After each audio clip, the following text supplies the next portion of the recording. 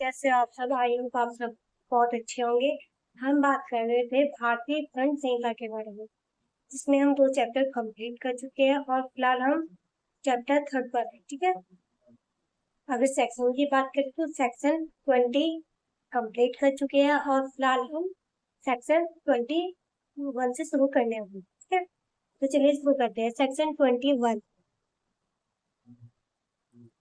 Section 21 7 वर्ष से ऊपर किंतु 12 वर्ष से कम आयु के परिपक्व समझ के शिशु का कार्य ऐसा कोई बात अपराध नहीं है। वो 7 वर्ष से ऊपर और 12 वर्ष से कम आयु के ऐसे शिशु द्वारा की जाती है जिसकी समझ इतनी परिपक्व नहीं हुई है कि वह उस अवसर पर अपने आचरण की प्रकृति और परिणाम को निर्णय कर सके। सेक्शन 21 में कहा है कि अगर बच्चे की उम्र 7 साल से ज्यादा लेकिन 12 वर्ष से कम और वह इतना ना समझे कि इसे पता ही नहीं है कि वह क्या कर रहा है और उसका क्या नतीजा होगा, तो उसका किया गया काम अपराध नहीं माना जाता।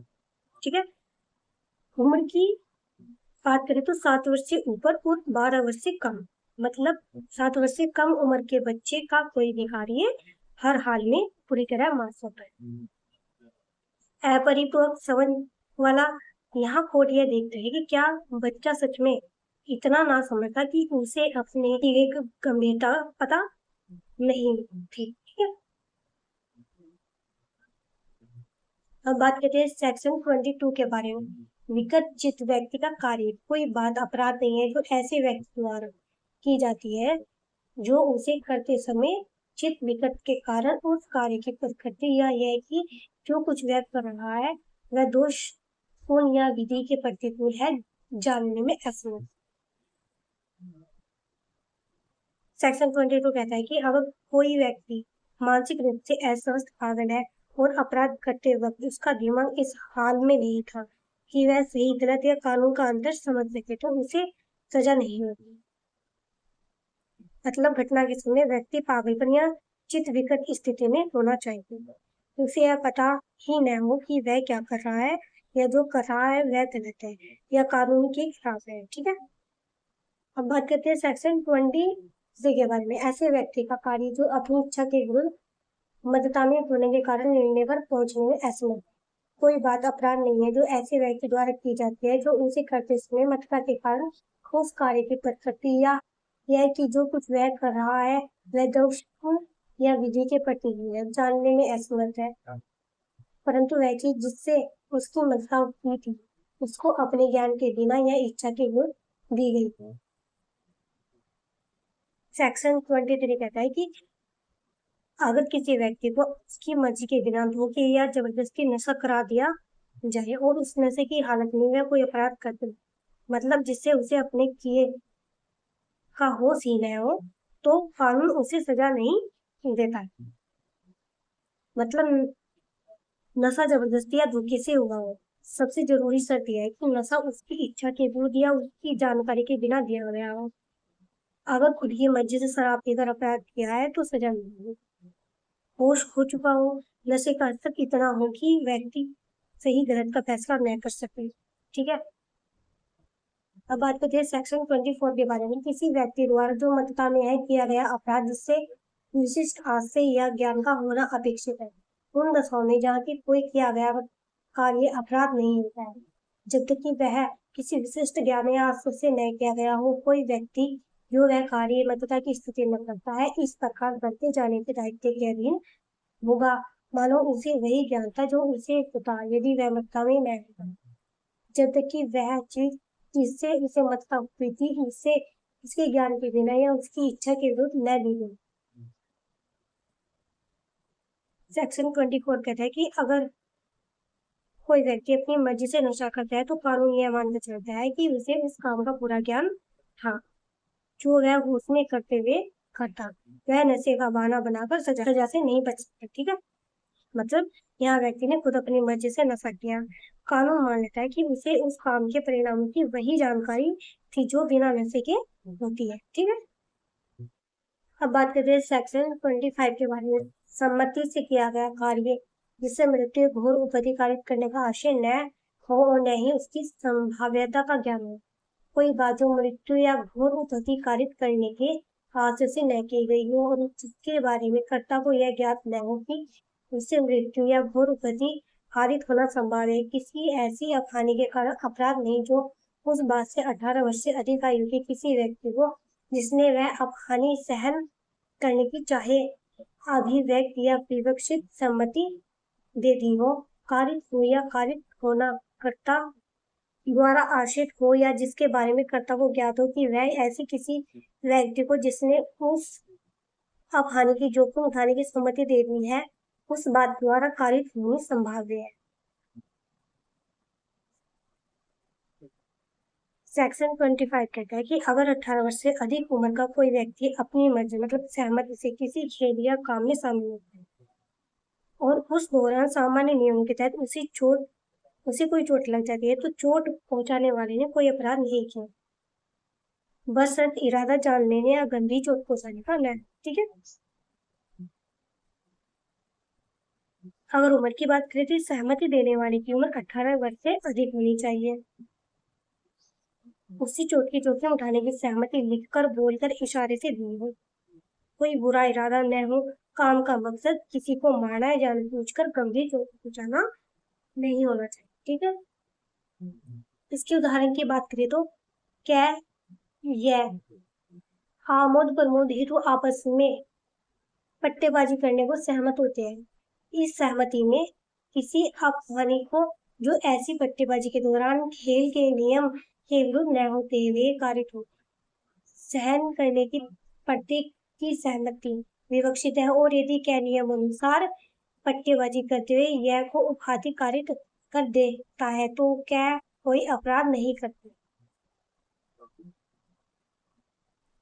इसमें कहा है कि क्या और यह आपस में पट्टेबाजी मतलब तलवारबाजी या लाठी का खेल खेलने के लिए राजी होते हैं।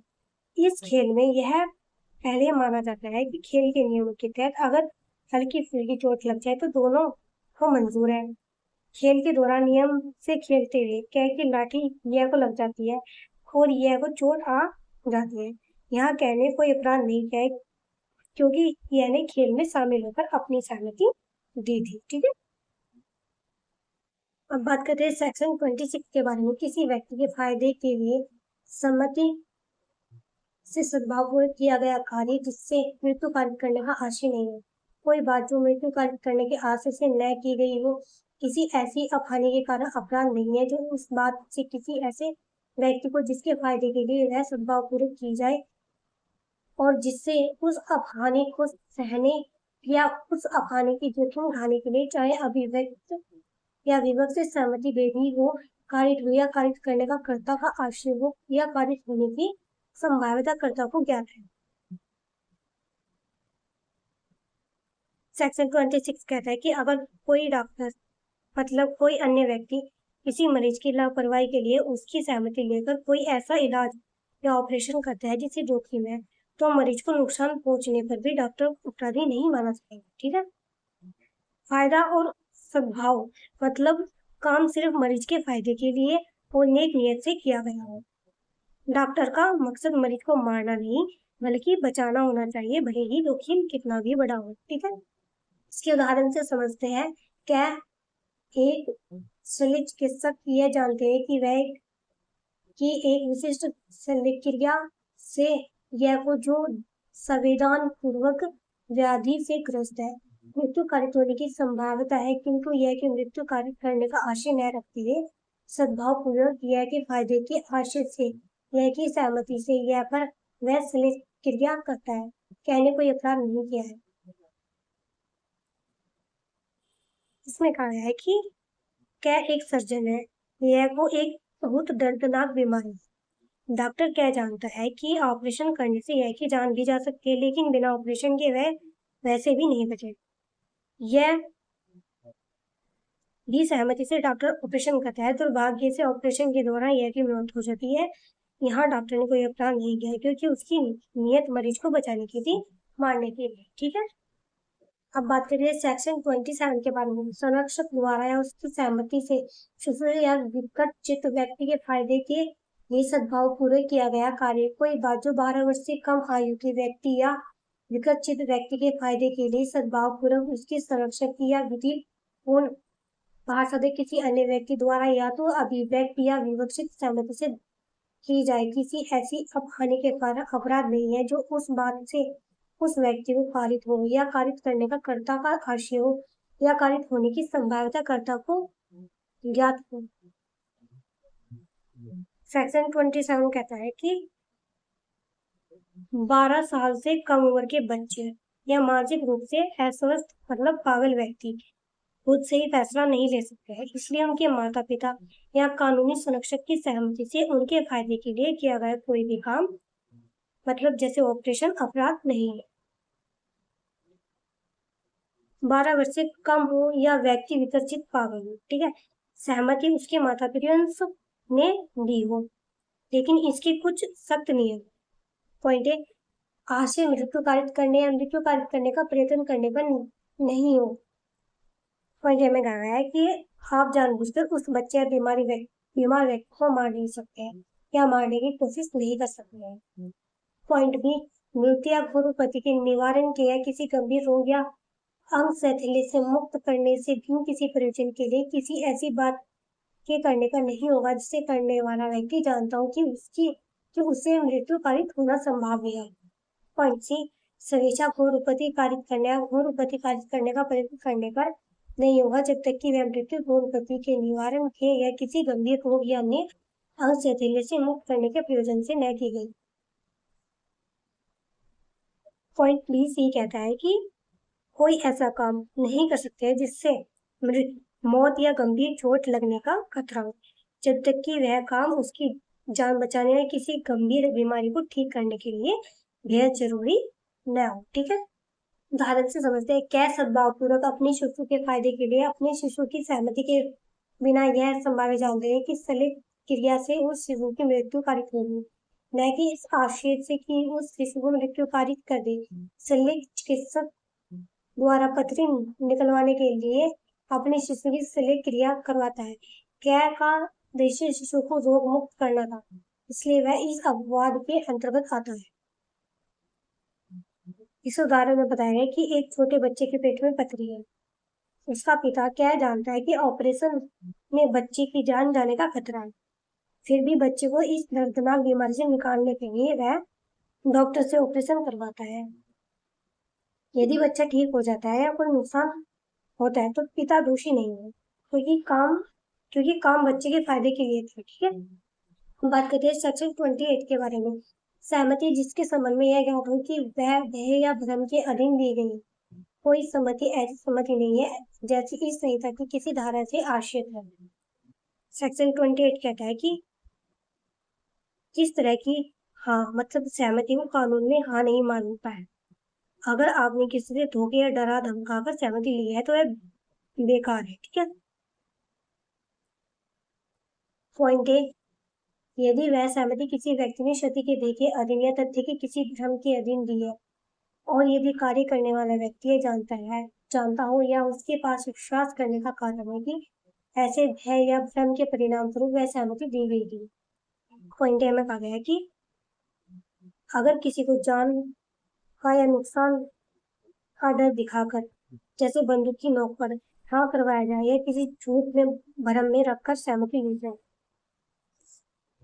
पॉइंट बी, यदि वह सहमति ऐसे व्यक्ति ने दी है जो चित्त विकृति या वत्ता के कारण उस बात की जिसके लिए वह अपनी सहमति देता है उत्पत्ति और परिणाम को समझने में असमर्थ है।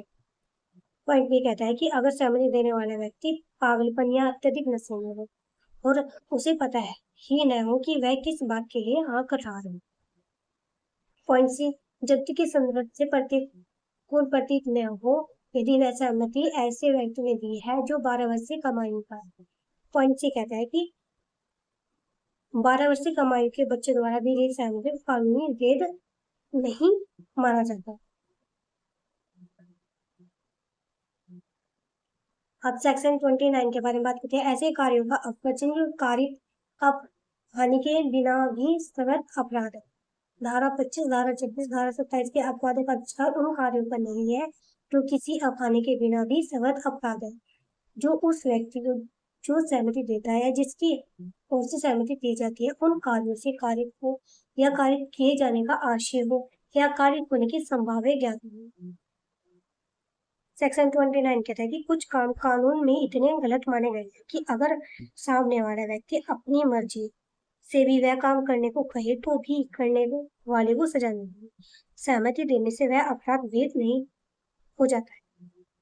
इसके उदाहरण से समझते हैं, गर्भपात कराना जब तक कि वह उस महिला का जीवन बचाने के प्रयोजन से सद्भाव पूर्वक कार्य न किया गया, किसी अफवाह के बिना भी जो उससे उस महिला को कारित हो या कारित करने का आशय हो, सख्त अपराध है। इसलिए वह ऐसी अफवाह के कारण अपराध नहीं है और ऐसा गर्भपात करने की उस महिला की या उसके संरक्षक की सम्मति उस कार्य को न्यायोन्मुख नहीं बनाती है। इसमें कहा है कि गैर कानूनी गर्भपात कराना, अगर कोई महिला खुद अपनी मर्जी से किसी डॉक्टर के पास जाकर गर्भपात कराती है और उसकी जान को कोई खतरा नहीं, बस वो बच्चा नहीं चाहती है, तो यह कानूनी अपराध है। यहाँ डॉक्टर यह बहाना नहीं बना सकता है कि महिला ने खुद अपनी सहमति दी थी, क्योंकि गर्भपात करना अपने आप में एक संरक्षण अपराध है, इसलिए महिला की सहमति डॉक्टर को सजा से नहीं बचा सकती है। ठीक है, अब बात करते हैं सेक्शन 30 के बारे में। सहमति के बिना किसी व्यक्ति के फायदे के लिए सद्भावपूर्वक किया गया कार्य।